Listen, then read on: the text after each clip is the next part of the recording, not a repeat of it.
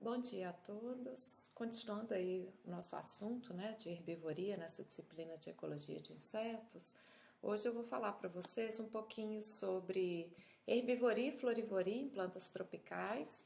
É uma grande linha de pesquisa lá do laboratório para tentar entender mais um pouco de quanto de tecidos insetos removem e como eles removem, né? Quais que são alguns dos atributos florais ou foliares aí que de certa forma governam esses níveis de herbivoria em plantas, tá? O foco é nas plantas tropicais, né, em alguns sistemas mais específicos, em algumas famílias, mas eu pretendo passar para vocês também um apanhado mais geral aí sobre herbivoria global. Bom, a gente vem conversando nessa disciplina, né, sobre essas interações entre insetos e plantas. E como eu já falei para vocês, eu adoro essa frase aqui do May, que ele fala que com uma boa aproximação, a maioria das espécies são insetos, né, juntamente com as plantas, representam aproximadamente 3/4 de toda a biodiversidade conhecida. Isso aqui são os últimos números, né, insetos aproximadamente 1 milhão de espécies descritas e para as plantas quase 400 mil espécies descritas. É claro que isso vai abrir, né, um grande número de possibilidades e possibilidades de interações que normalmente estão ao longo desse contínuo aqui de interações que vão daquelas extremamente positivas, como é o caso, né, dos sistemas aí de polinização por animais, como também aquelas interações negativas, né, como é o caso aí da herbivoria. Então, o que é que a gente chama de herbivoria, né? Eu acho que é legal fazer uma definição de termos, que muitas vezes a gente vê alguns termos sendo usados na literatura, como, por exemplo, predação de folhas, né? Que não é legal, já que a gente tem um termo aí na ecologia para definir esse consumo de tecidos vegetais. Tá? Então, aqui representado por um besouro de folha aí, essa foto foi lá na Serra do Cipó, mostrando aí, então esse consumo, né, ou remoção de material vegetal, no caso aqui material foliar. E a florivoria, gente, de modo geral, ela é definida como aquele consumo de tecidos ou de partes florais, né, aqui representado por uma lagarta ingerindo a pétala, mas muitas vezes a gente vai ver o consumo diretamente aí nas estruturas reprodutivas das plantas, tá? Por que a gente deveria avaliar, né, tanto a herbivoria quanto a florivoria? Normalmente são interações simultâneas, na maioria dos sistemas onde a gente tem folha e flor ao mesmo tempo, como esse exemplo aqui de uma melastomatácea, vocês estão vendo o dano foliar e o dano floral aqui nas pétalas. São interações que são mediadas pelos atributos das plantas, né, tanto folhas quanto flores. Então aqui são só alguns exemplos, né, de plantas, essas aqui lá no Parque Estadual do Rio Doce, mostrando para vocês diferenças nos tamanhos das folhas, no caso aqui na dureza, né? Essa aqui é uma planta com as folhas bastante coriáceas, aqui uma planta com as folhas bastante macias. Vocês conseguem ver pelas fotos aqui que tem diferenças, né, nos níveis de remoção desses tecidos foliares. Então, o que a gente tem avaliado é quais são os atributos foliares que podem mediar a herbivoria, como, por exemplo, o tamanho da folha, a longevidade, a dureza, o SLA, que é um atributo muito estudado, que significa área foliar específica, né? Então é uma razão entre o tamanho da folha e o peso dessa folha, mas também a química secundária, né? A presença desses compostos secundários que vão influenciar como que esses insetos selecionam as folhas e como que eles se alimentam. Mesma coisa para as flores, né, pessoal? Tem uma série de atributos florais aí que vão mediar a florivoria. Essas duas plantas aqui estão simpátricas, né, no mesmo local. Vocês estão vendo, são da mesma família, e vocês estão vendo que tem diferenças aí entre os níveis de dano floral, né? Aqui uma flor completamente intacta e aqui vocês estão vendo uma flor danificada, né, tanto nas pétalas abertas quanto na fase ainda de botão. Então tem alguns atributos que vão mediar a florivoria, né, como por exemplo o tamanho da flor, a cor, a longevidade, né, por quanto tempo essa flor está aberta e atrativa aí, tanto para inimigos florais quanto para polinizadores, a área floral específica, a qualidade do néctar e também a presença de compostos voláteis secundários aí que tendem a atrair tanto polinizadores quanto inimigos florais.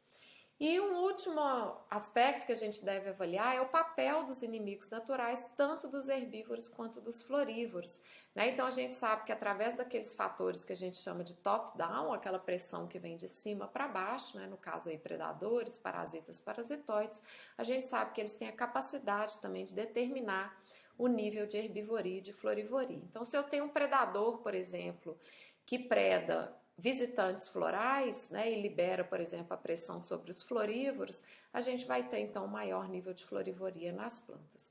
Mesma coisa para a herbivoria, né? Então muitas vezes a gente tem formigas, aranhas, outros predadores aí associados a essas plantas e ao predar diferencialmente esses herbívoros, a gente tem a chance então de aumentar ou reduzir esses níveis aí de herbivoria, tá?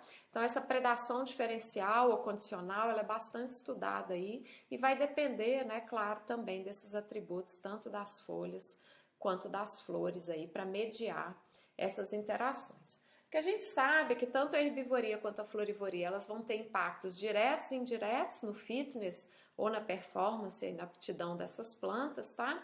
Então, por exemplo, muitas vezes as folhas atacadas, elas sofrem maiores níveis de abscisão, existem custos metabólicos, né, para a produção desses compostos de defesa ou mesmo para as defesas mecânicas das plantas, e a gente sabe que folhas atacadas costumam ter menores taxas de fotossíntese, tá? Em combinação, a gente vai observar uma redução aí no fitness dessas plantas. Tem alguns trabalhos recentes mostrando que mesmo níveis bastante baixos de herbivoria, em torno de 1 a 3% aí de remoção de tecido floral, tem a chance então de impactar essa performance das plantas. Para a herbivoria, a mesma coisa, né, gente? A gente consegue perceber impactos diretos e indiretos na performance das plantas. Então, o impacto direto bastante estudado é o dano direto às partes reprodutivas. Então, diversos florívoros vão ingerir aí diretamente as anteras, né, remoção de pólen, isso vai ter um impacto definitivo aí na reprodução das plantas. Existe, claro, um custo metabólico associado aí à produção de defesas nessas flores e indiretamente as flores danificadas, elas têm uma menor atração a polinizadores, né, uma atração mais reduzida aos polinizadores e isso vai causar então também redução aí no fitness, tá? E a gente sabe que os florívoros, herbívoros, polinizadores e predadores, eles concorrem, né? Então a gente precisa avaliar essas relações aí simultaneamente.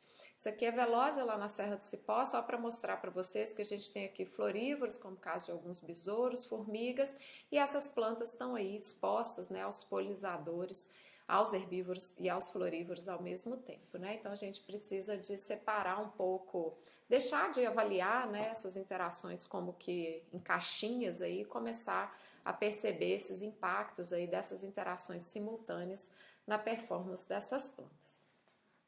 As estimativas globais de herbivoria, pessoal, elas são coisa antiga na ecologia, né? Desde a década de 90, já existem pesquisas aí para tentar responder o quanto, né, de tecido foliar esses insetos herbívoros removem. Isso aqui é um dos primeiros dados que a gente tem da Phyllis Colley e do Barone, lá de 96. Então eles fizeram uma grande revisão aí e chegaram à conclusão que nas florestas temperadas as plantas removem aí algo em torno, os insetos removem aí algo em torno de 7% de material foliar. Esse número é mais alto nas florestas tropicais úmidas, algo em torno de 11%, e nas florestas tropicais secas, algo em torno de 14,2%. Aí o Metcalfe, em 2014, num paper lá na Ecology Letters, deu um update, né, nessa estimativa, que já estava bastante antiga, mas ele reuniu as florestas temperadas e tropicais num grupo só, e algo em torno de 8%, né, de remoção aí foliar, e as vegetações, né, mais abertas, graminosas, aí, tanto temperadas quanto tropicais, algo em torno de 34%. Só que aqui, pessoal, a gente não tem só insetos herbívoros, né? A gente tem os herbívoros em geral, então a remoção fica realmente mais alta, né? Algo em torno de um terço aí da vegetação.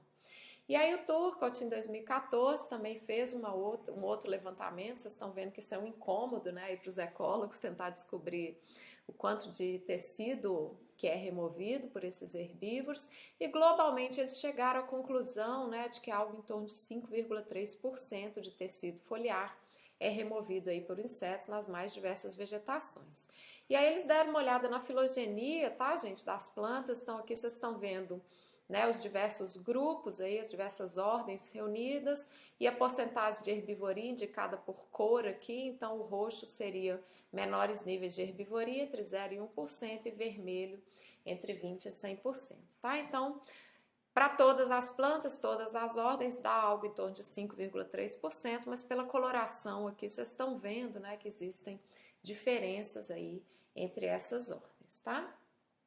E aí o Mikhail Kozlov, em 2015, ele tem vários trabalhos aí na área de herbivoria, né, um pesquisador bastante influente aí nessa área. O que ele fez foi fazer uma estimativa global novamente e distribuiu um protocolo aí de coleta de dados, né? Então foram várias coletas aí ao longo do mundo todo, num protocolo padronizado para tentar entender um pouco mais sobre esses níveis globais de herbivoria. O que o Kozlov encontrou, né, e os colaboradores? As florestas temperadas perdem algo em torno de 4,8% de tecido foliar para os insetos herbívoros e as florestas tropicais algo em torno de 4,7%, com um nível mais baixinho aí para a região polar. Percebam aqui, gente, que diferentemente dos trabalhos anteriores, não tem diferença entre região temperada e tropical, tá? Isso foi feito para 337 espécies de plantas diferentes.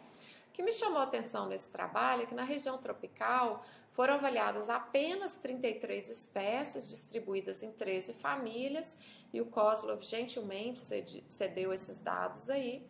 E quando eu fui dar uma olhada, tinha um único ponto coletado no Brasil, né, aqui mais ou menos na transição entre o Cerrado e a Amazônia. E é claro que isso causa, né, um certo incômodo se a gente pensar que o Brasil detém, né, a maior diversidade floral, né, e foliar, aí, maior diversidade de plantas, né, maior diversidade da flora aí mundial, tá? A gente tem algo em torno aí de 46 mil espécies descritas. Então pensem que foi apenas um ponto, né, coletado aqui no Brasil, e aí a gente não tinha diferença entre as florestas tropicais e temperadas, tá? Então o que é que a gente fez? A gente partiu para fazer uma revisão das estimativas da herbivoria tropical. Então eu busquei os dados publicados entre 1980 e 2019 que tinha algum registro da herbivoria medida como área foliar perdida, corrigida pelo tamanho da folha, né, por área total, multiplicado por 100 para a gente ter a estimativa em porcentagem, tá? Então foram 125 espécies de plantas em 34 famílias distribuídas aí nos mais diversos biomas. E também coletamos dados, né? Então distribuí também um protocolo aí de coleta de dados. Então eu coordeno atualmente, né, uma rede aí global de herbivoria. E a gente avaliou 209 espécies de plantas distribuídas em 71 famílias com dados para mais de 57 mil folhas. Então a ideia, gente, era aumentar um pouco, né, essa estimativa aqui do Kozlov, porque a gente só tinha um ponto no Brasil. Foram 5 espécies de plantas diferentes coletadas com só 250 folhas, tá? Então a estimativa foi aumentar bastante esse número aí, para a gente ter uma noção aí dessa herbivoria tropical. Então esse aqui é o trabalho, né, liderado aí pela Gisele, que é minha aluna de doutorado, e o que a Gisele fez foi tentar, né, entender então o quanto de tecido esses insetos removem. Distribuímos esse protocolo aí padronizado e a gente encontrou um número muito parecido com o Kozlov, né? Para todas as plantas juntas, a gente fez alguns pontos temperados também, né? Então, para todas as plantas juntas, algo em torno de 5%, mas para as plantas tropicais a gente observou maiores níveis de herbivoria. Para os dados coletados na literatura, gente, eles estão aqui no trabalho do Cássio, né, e colaboradores em 2020, o que a gente percebeu é que existe, né, claro, um nível de herbivoria aí relativamente mais alto, tanto para os dados publicados quanto para os dados amostrados, né, girando aí algo em torno entre 8% e 10%, isso só para a flora, né, aqui do Brasil. Tem um nível maior de herbivoria na vegetação florestal, então esses números aqui indicam o número de espécies de plantas em cada um desses biomas, Amazônia, Cerrado, Caatinga e Campos Rupestres, com uma medida aí de variação, né? Então foram amostradas algumas espécies de plantas e inúmeras folhas em cada um desses biomas e a gente tem uma herbivoria maior aí para as plantas florestais. Então, o que a gente está fazendo agora, né, a Gisele continuando aí no doutorado, é quais são os possíveis mecanismos que governam a herbivoria em plantas tropicais. A gente está olhando, né, em Trait-Based Ecology, ou seja, quais que são alguns desses atributos foliares, né, que governam esses níveis de herbivoria, como eu já falei para vocês. Tem tentado entender os aspectos aí associados a tamanho e longevidade das folhas, né? Então, se folhas maiores são mais atacadas, ou se folhas mais longevas, né, que passam mais tempo aí nas plantas, se também são mais atacadas.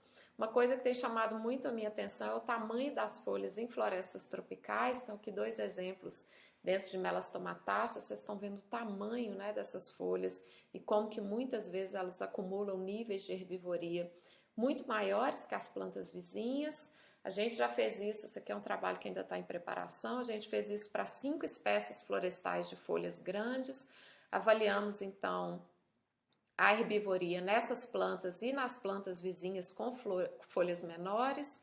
Então essas plantas vizinhas estão representadas em azul e as plantas focais de folhas grandes estão representadas aqui com esses pontos avermelhados. O que a gente percebeu é que quanto maior a área da folha, e quando eu falo maior é acima de 200 centímetros quadrados, maior a proporção de herbivoria ou a porcentagem de herbivoria, e esse padrão se repete para diversas espécies de plantas, tá, gente? Isso aqui são mais de 100 espécies da Amazônia brasileira, 844 indivíduos amostrados, mais de 3.000 folhas. A gente tem um aumento da proporção de herbivoria nessas plantas com folhas grandes, tá? Então, nas plantas com folhas um pouco menores, a gente tem uma distribuição muito grande dos valores de herbivoria, mas percebam aqui a quantidade de zeros, né, ou plantas com pouco dano aí, à medida que a gente aumenta o tamanho da folha, a gente tem um aumento aí no nível de herbivoria. Outro mecanismo, né, que pode estar governando aí esses níveis de herbivoria nas plantas é a associação com formigas. Então a gente sabe, né, que algumas associações com formigas elas são bastante estreitas, como é o caso da presença de domáceas, né, que abrigam essas formigas, mas a gente tem associações um pouco mais frouxas também, guiadas aí, por exemplo, pela presença dos nectários extraflorais, tá? Então a gente avaliou isso recentemente também, então aqui também novamente o trabalho do Cássio, trabalho, um dos capítulos, né, da dissertação de mestrado dele, onde a gente avaliou se esses nectários extraflorais são eficientes como mecanismo de defesa aí contra a herbivoria. Então trabalhou dentro de uma família só, que é Malpighiaceae, né, com algumas espécies aí que apresentam ou não nectários extraflorais. E a gente também reuniu uma base de dados, né, então a gente avaliou aí na literatura plantas com e sem nectários extraflorais e associação com formiga e quais que eram os níveis de herbivoria. O que a gente observou para os dados da literatura, tá? Para 49 espécies de plantas que tinham nectários extraflorais, os níveis de herbivoria são significativamente mais baixos do que os níveis de herbivoria de plantas sem nectários extraflorais, que eram 90 espécies, né? Quase o dobro aqui. E depois, em um trabalho de campo, né, em que foram avaliadas 6 espécies de Malpighiaceae, essas 3 primeiras aqui possuem nectários extraflorais e associações com formigas, e essas outras 3 aqui não possuem nectários extraflorais, não têm formigas associadas, mas tem outros mecanismos de defesa, como o caso da dureza das folhas, tá? O que a gente observou no caso desse trabalho aqui, do Cássio, é que as espécies que têm nectários extraflorais e associações com formigas, ele avaliou 15 indivíduos de cada uma dessas espécies, possuem níveis de herbivoria significativamente mais baixos, tá? Então aqui tem um resuminho, ó, dessas espécies, aqui estão todos os 45 indivíduos com nectários extraflorais, vocês estão vendo que o nível de herbivoria é abaixo de 5%, e quando a gente olha as plantas sem nectários e sem associação com formigas, a gente tem um nível de herbivoria que é basicamente o dobro, tá? O que o Cássio olhou também seria um outro aspecto, né, associado à defesa dessas plantas aí, que é a área foliar específica ou a dureza, e o que a gente observou é que nas plantas que têm nectários, a gente observa, né, que essas folhas são mais macias, tem uma área foliar específica maior do que as plantas que não têm esses nectários extraflorais. Então, existe também uma certa condicionalidade, né, nessa defesa biótica aí das formigas, que ele percebeu para uma espécie de planta, que é Heteropteris umbellata, que tem variação, né, na expressão aí desses nectários extraflorais. Então, durante a estação seca, esses nectários estão inativos e as formigas não patrulham as plantas, é o que está representado aqui em laranja, e nesse caso a gente tem um nível de herbivoria significativamente maior do que quando o nectário extrafloral está ativo e as formigas estão lá, então, presentes. Então, mudando aqui um pouquinho de assunto, gente, a ideia agora é falar um pouquinho sobre florivoria, né? Essa é uma das interações antagonísticas mais negligenciadas, vamos dizer assim, entre insetos e plantas. A gente está tentando suprir um pouquinho dessa lacuna aí do conhecimento, tentar entender o quanto de tecido floral é removido, assim como a gente já fez, né, para a herbivoria, e vem sendo feito aí ao longo dos últimos anos. Tentar entender o quanto que isso impacta, por exemplo, a taxa e o nível de visitação dessas flores e como que direta e indiretamente a florivoria vai impactar a performance aí de algumas espécies de planta. Então, existe uma combinação de pressões seletivas que vão influenciar a evolução floral. Aqui só 3 exemplos de flores bastante distintas, que têm coloração diferente, recompensas diferentes em termos de néctar, de pólen, odor diferente, formas diferentes, né, de atrair aí tanto os seus insetos mutualistas quanto os insetos antagonistas. E recentemente a gente avaliou aí nos dados da literatura, né, e propusemos também um modelo teórico chamado aí de espectro floral econômico para tentar entender como que esses 3 fatores aqui, como o caso da polinização, a ecofisiologia e os inimigos naturais vão impactar aí a evolução floral. Então, através de uma revisão da literatura, o que a gente percebeu é que existem muito mais estudos associados ao papel dos polinizadores governando a evolução floral do que, por exemplo, o papel dos inimigos naturais ou da própria ecofisiologia. Então, o que está representado aqui é a porcentagem de estudos ao longo dos anos, e a curva indica o número cumulativo de estudos que avaliaram em azul apenas os polinizadores, governando então a evolução floral, as barras vermelhas apenas os inimigos naturais e as barrinhas amarelas apenas fatores associados à ecofisiologia dessas flores. O ponto importante aqui, gente, é que as barrinhas que estão representadas em cinza, que vocês quase não veem, porque não existe, né, o dado aí na literatura, ela indica alguns estudos, então, que avaliaram o papel conjunto dos polinizadores, inimigos naturais e fatores ecofisiológicos na evolução floral. Vocês vão ver que eles são recentes na literatura, eles aparecem de 2010 em diante e representam uma pequeníssima fração aí desses estudos, né, avaliando aí a evolução floral. Então, nossa ideia foi tentar contribuir um pouco para entender esse quebra-cabeça de interações que existem entre folhas e flores. O que a gente sabe é que a florivoria é bem menos estudada que a herbivoria, mas ela acontece em vários grupos de plantas, em vários ecossistemas. Coloquei aqui só alguns exemplos, tá, de alguns estudos aí que avaliaram, né, esse dano floral tanto natural quanto artificial, e como então que esses herbívoros, né, ou esses florívoros aí, utilizam esse recurso aí das flores. Pra vocês terem ideia, gente, a florivoria é tão pouco estudada que a gente não tem resposta para perguntas muito básicas, né, como algumas dessas que eu coloquei aqui. Quanto de tecido floral que é removido então por generalistas?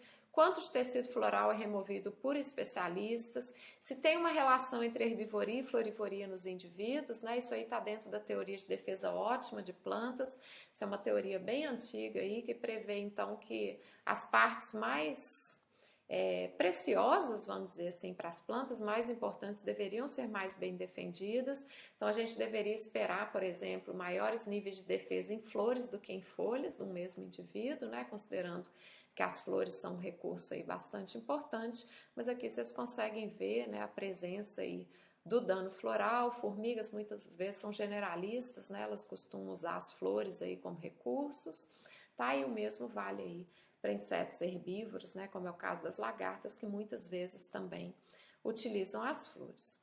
Então, a gente reuniu aí uma base global de florivoria, que está representada aqui, para tentar entender quem são os florívoros, como a florivoria é medida, quanto de área floral é perdida, e distribuímos também um protocolo global aí, que é o Flor Protocol, que a ideia é coletar dados de florivoria globais aí, para a gente entender um pouco mais sobre essa interação. Então, vou mostrar para vocês um pouquinho dos resultados que a Gabriela encontrou, né? O paper acabou de ser aceito aí na New Phytologist, então vou só dar um spoiler aqui para vocês de alguns, né, dos resultados que ela encontrou. Então a gente reuniu uma base global de dados aí para florivoria, isso aqui é a distribuição dos artigos, né, a gente tem muito mais artigos na região temperada do que na região tropical, né, em cada um dos países aqui.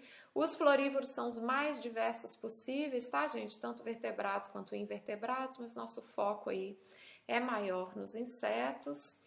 Existe uma diferença, né, da frequência de ocorrência dos estudos na região temperada e na região tropical.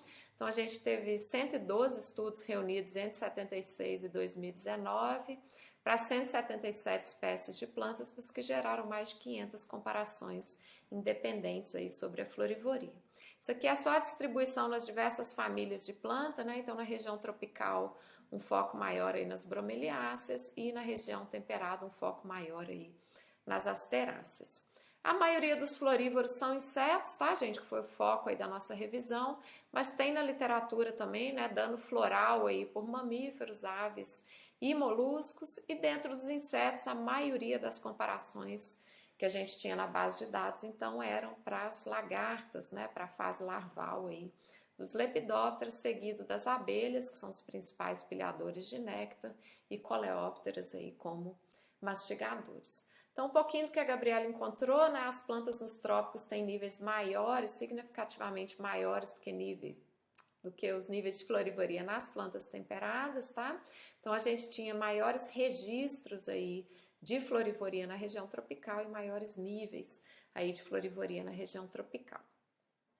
Tem uma certa influência da flor da cor nos níveis de florivoria, então as flores lilás e amarelas, elas tendem a ser mais atacadas do que as flores mais claras, mas só um detalhe aqui, que a maioria das flores brancas que foram avaliadas, elas estavam na região temperada, tá? Que tem um nível de florivoria já menor, e as flores nos arbustos, elas têm maiores níveis de florivoria do que aquelas comparadas às trepadeiras e às árvores, tá? Então, isso aqui foram dados coletados aí pela Gabriela, e a gente tem aqui, então, um número de indivíduos amostrados em cada um desses grupos. O que a gente deu uma olhada para a parte de filogenia é que não existe um viés, vamos dizer assim, filogenético, então isso aqui mostra a distribuição da florivoria, né, em todas as espécies de plantas aí que a gente trabalhou. Então, as cores aqui representam a porcentagem de florivoria, a barra mais clarinha aqui, só para vocês conseguirem ver, são os níveis de florivoria maior, acima de 20%. Então, vocês estão vendo que, né, não existe muito uma distribuição concentrada de maiores níveis de florivoria em alguma espécie, em alguma ordem. A gente tem uma distribuição relativamente, né, está relativamente bem distribuída aí ao longo de todas as plantas. O que a gente está querendo entender agora é quais que são os efeitos da florivoria no fitness aí dessas plantas. A gente propôs um modelo teórico aqui que vai ser testado em breve e acreditamos que a redução no fitness ela é maior quando ela é causada, né, pelos florívoros aí do que por pilhadores de néctar ou herbívoros, simplesmente porque a gente vai ter interações diretas e indiretas, né, desses florívoros aí com os polinizadores e tendo um impacto direto aí nas flores, né, que a gente espera que seja maior, por exemplo, do que o impacto que os herbívoros têm nas folhas, né, dessas mesmas plantas.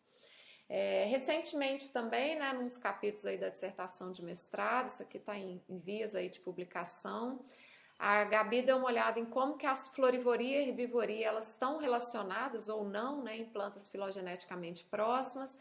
Então trabalhou só dentro das bignoniáceas, né, aqui algumas espécies de P e outras espécies de bignoniácea representadas aqui no eixo do X. E aqui ela avaliou a quantidade de tecido floral ou foliar que foi removido. Então a herbivoria está representada nas barras escuras e a florivoria representada nas barras cinza, tá? Então, pessoal, tem muita variação, né, dependendo da espécie de planta. Se a gente pega, por exemplo, a jacaranda aqui, tem um nível de herbivoria maior do que o nível de florivoria.